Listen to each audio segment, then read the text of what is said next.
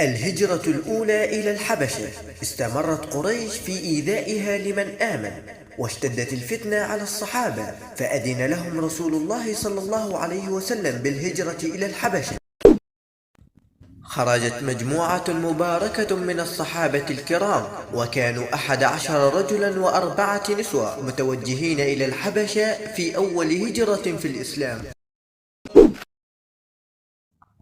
كان من بين من خرجوا في هذه الهجرة الأولى إلى الحبشة عثمان بن عفان وزوجته رقية بنت رسول الله صلى الله عليه وسلم رضي الله عنهما، وكان أميرهم عثمان بن مضعون.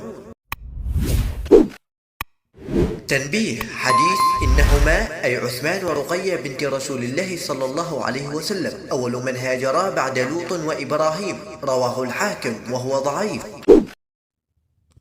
نزلت سورة النجم وقرأها رسول الله صلى الله عليه وسلم بصوت عال عند الكعبة، ولما وصل صلى الله عليه وسلم إلى السجدة سجد، وسجد معه المشركون من عظمة الآيات.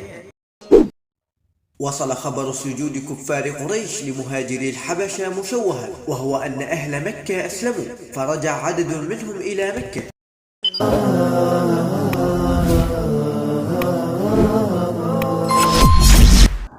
صفحات من التاريخ.